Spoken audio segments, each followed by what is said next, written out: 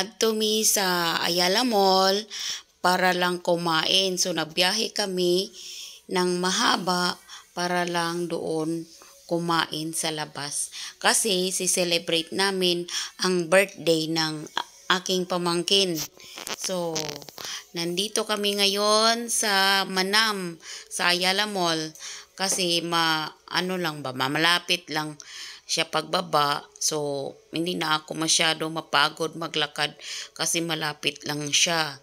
So, nandito na kami sa aming mesa, nag-order. Naghihintay pala sa aming order. So guys, nandito kami sa Manam. Balik-balik talaga kami dito. Ilang ulit na kaming kumain dito kasi masarap ang ulam nila.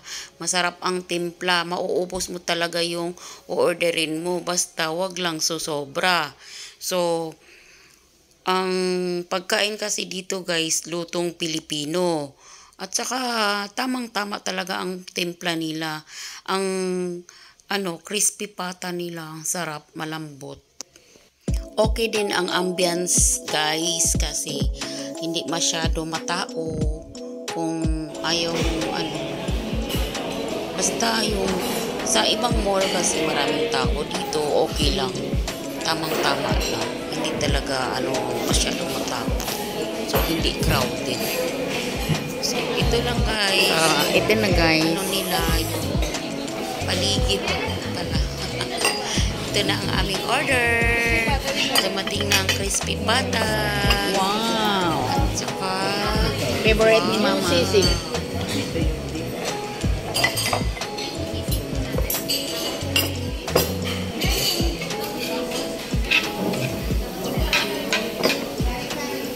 Ito yung Stop G, diba? Stop G.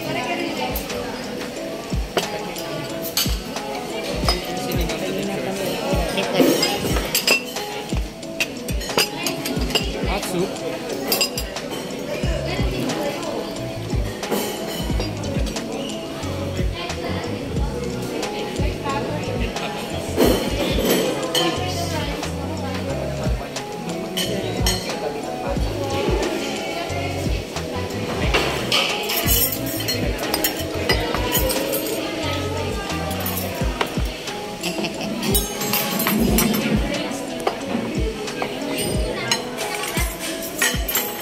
Ayan, kain na kain.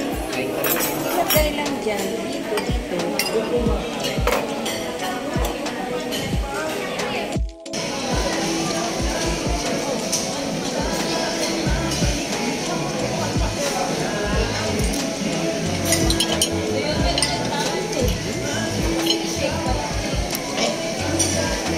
Kain lang.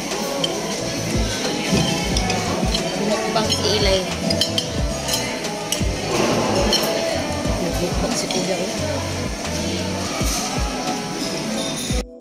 Happy birthday. Happy birthday. Happy birthday daw, sabi mo. so tapos na kami kumain guys. Uwi naman kami. Biyahe naman pa uwi. At saka kasi hindi kami nakabili ng cake. So dadaan muna kami sa isang mall. Birthday to you. Happy birthday to you. Happy birthday, happy birthday, happy birthday to you. Walang candle. Tayo pa. Blue. Blue. Walang candle. Ang tawa si Brad.